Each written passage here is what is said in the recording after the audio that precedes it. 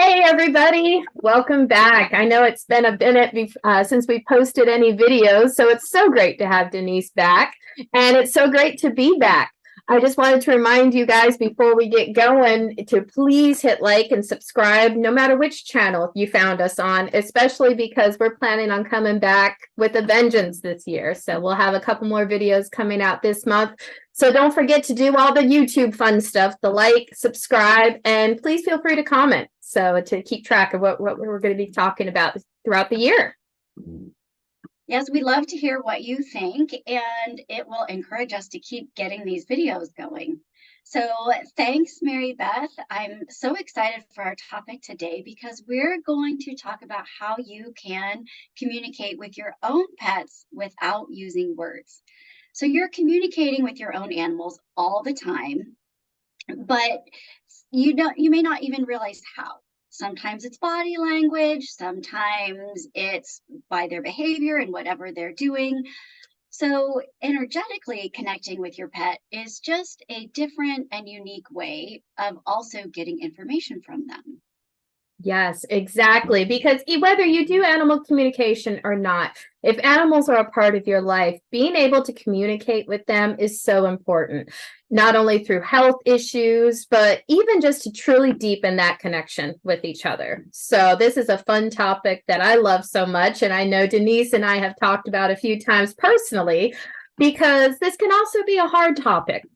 Even for myself, I've had to reach out to Denise a few times on some help with my own kiddos, because there's always an issue of bias and neutrality. Because not only do we live with them, but we are so closely connected with them. And let's be honest, sometimes we kind of want to hear a certain thing. And so we're worried about that neutrality coming up. So there are a couple of steps that we wanted to kind of talk about today to help that process of connecting with your animal a little bit better. The first one is, like I mentioned, the bias and neutrality is just finding your grounding space. Sometimes that can be a matter of just taking a few breaths. Sometimes it's just a matter of kind of centering yourself, but always kind of taking a pause, taking a breath, and grounding. The other one is to definitely kind of come in with some intention, whatever you want to do. If your animal's having an issue and you're wondering, do I need to go to the vet? Do I need to be worried about X, Y, and Z? State that intention. What is my goal of finding out? What am I asking today? And then take that breath. What do you think, Denise? Am I missing anything? Well, along with that intention, it can be really helpful to set aside a specific time and in a situation to talk to your pets in this way, because I personally have to treat it like I am having a client and I say, okay, I'm going to sit down at this time to talk to my pets.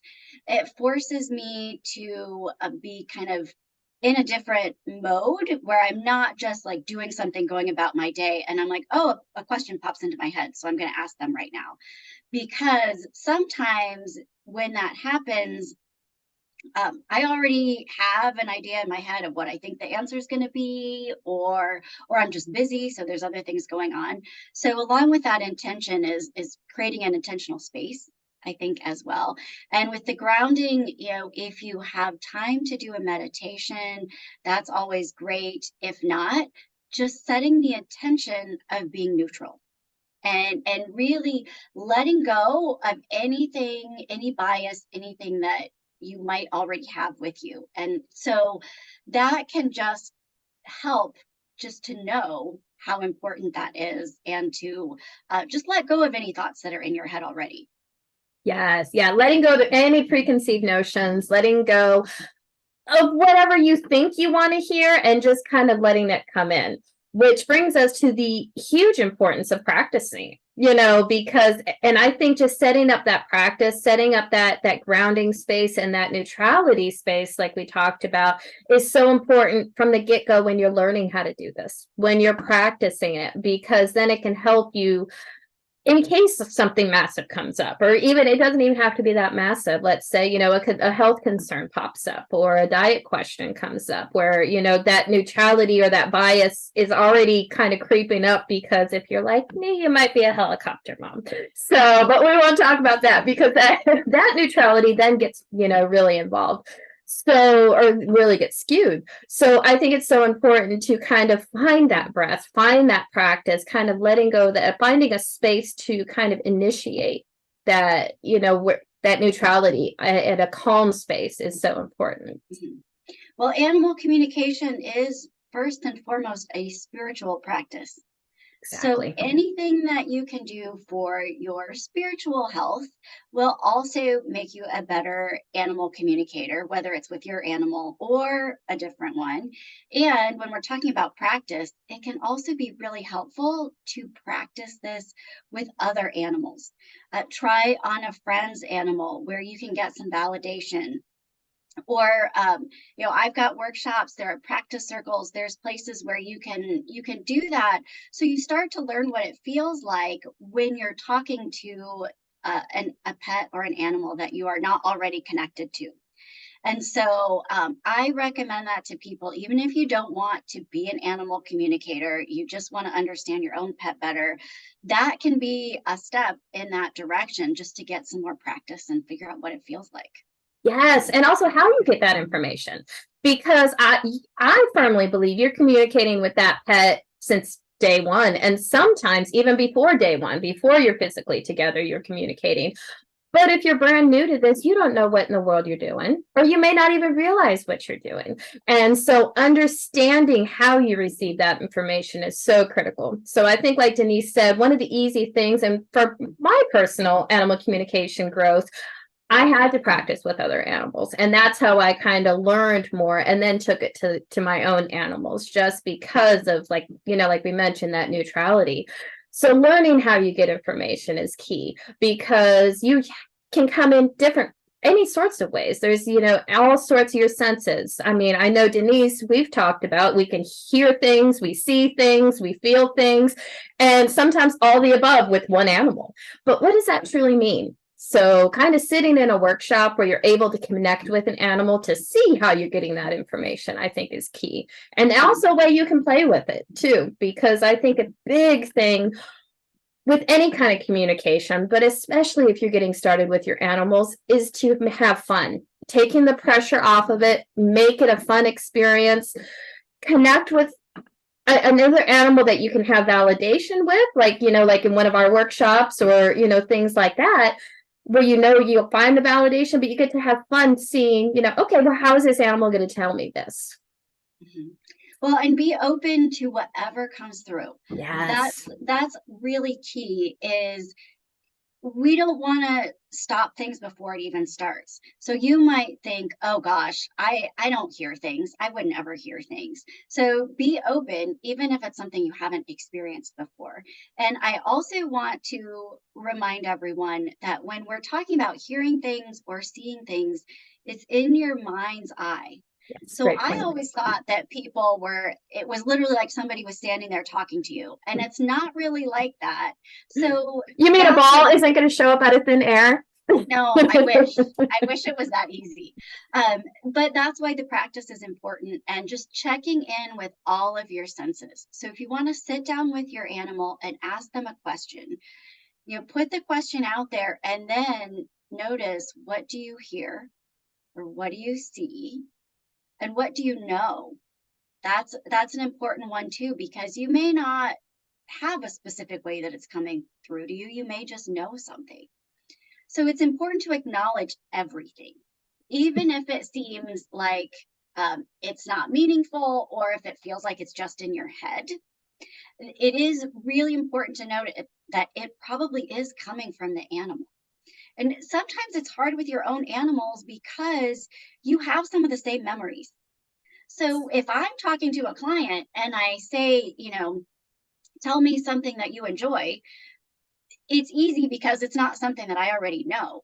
But if it's your animal, it's very likely they're showing you something that you enjoyed as well. So they're shared memories. So it's important to accept and trust that it's coming from the animal, because it could feel like it's just your thought or your own memory. And that's often how it is at first. And as practitioners, what we've done is we've learned what it feels like when that animal or when that information is coming from something other than us.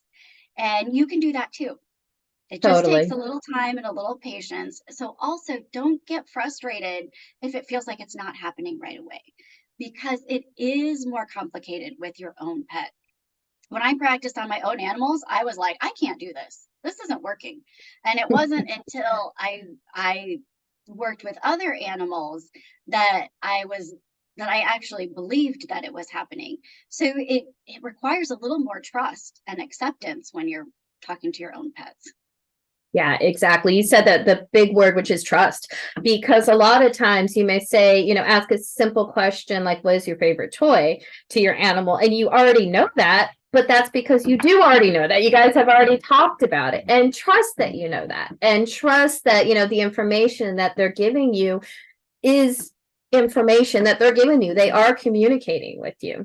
There's been many times in my practice where, I'll be wanting to throw something away, like that doesn't make sense. And, and I'll mention it to the caregiver, and they'll be like, their mouth or they'll just fall open. They're like, oh my God, you got that. And it seems like the most far-fetched thing, but it's actually important. So I like, Denise said, is trust, I think, and don't throw things out, because they can be truly coming from the animal, and truly important for you to know. So trust yourself.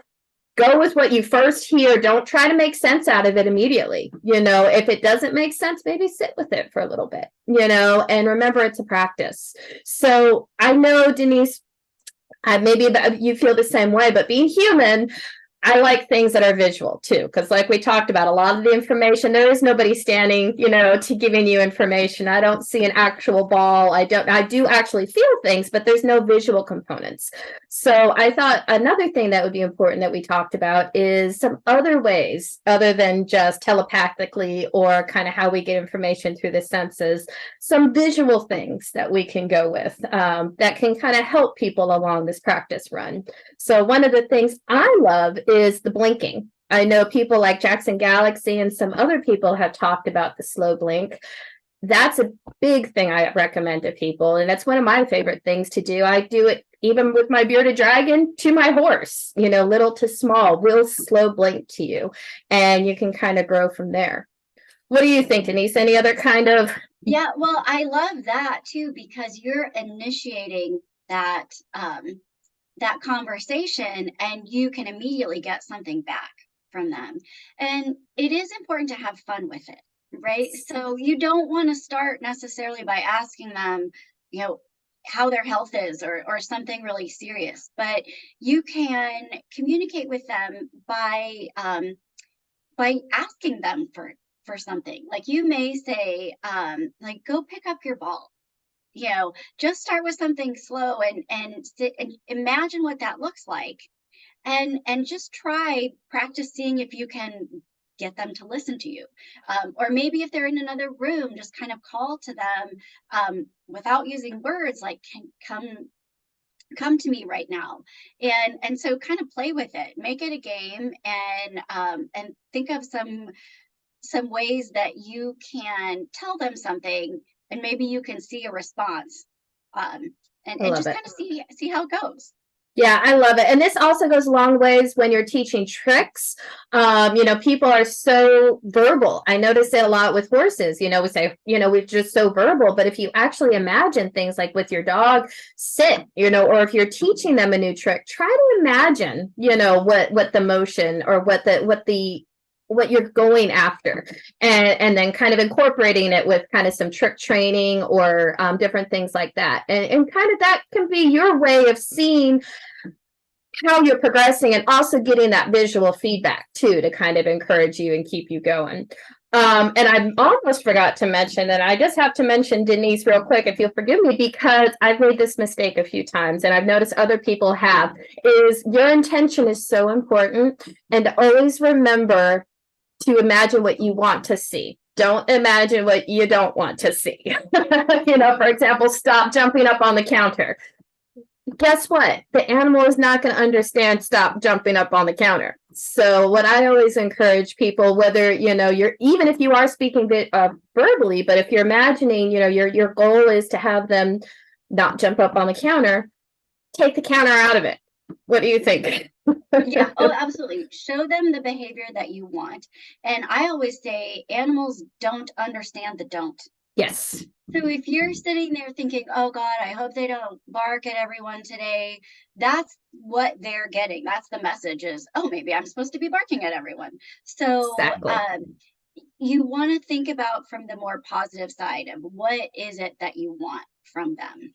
Yeah, because like even those of us riding, you say, oh, don't spook at this, don't spook it. Well, guess what your horse is going to be doing? Because the other thing is we start to tense, we start to get worried, things like that. And then, like you said, don't bark at the neighbor, don't do this. There's a whole connotation with that, both mentally, what you're telling the animal, and then also what you're speaking to the animal in body language and just vibes, I guess would be a good word, is what you're giving out. So just remember that when you're kind of setting your intention, is to try to make it as positive and as end result that you're looking for.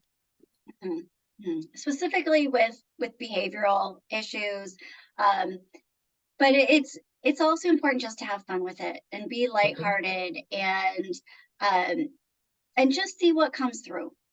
Yes. Be open to anything that they might have to say.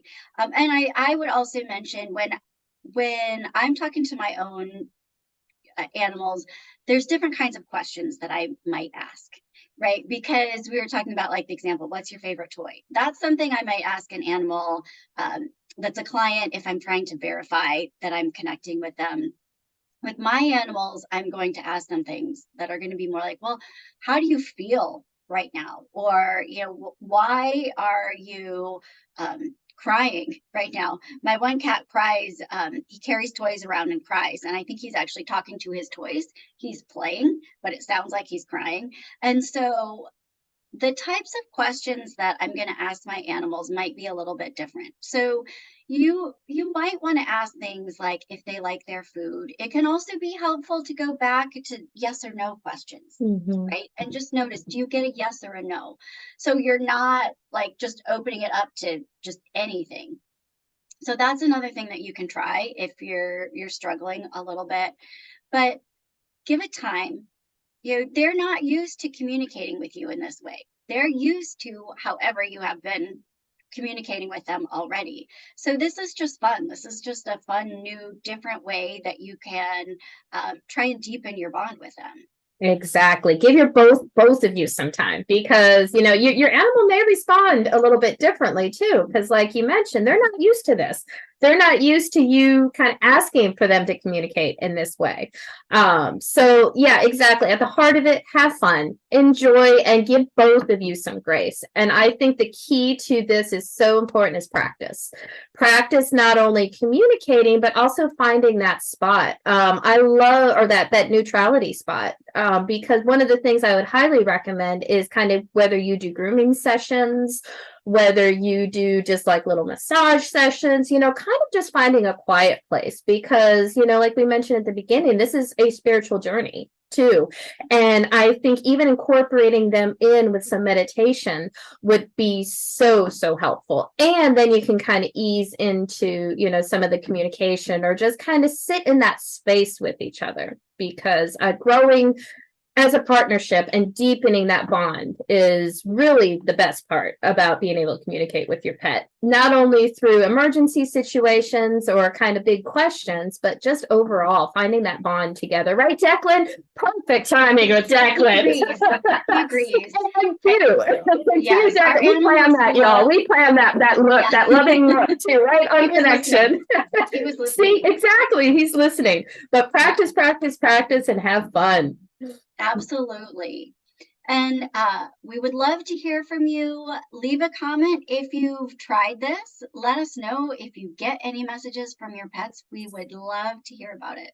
Yes, please. And if you have any tips that we haven't mentioned, please let us know, or things that have worked for you. Please feel free to share, and don't forget to like, comment, and especially subscribe, because we'll have plenty more videos coming to you guys in the next couple of weeks and throughout the year. So looking forward to spending some time together.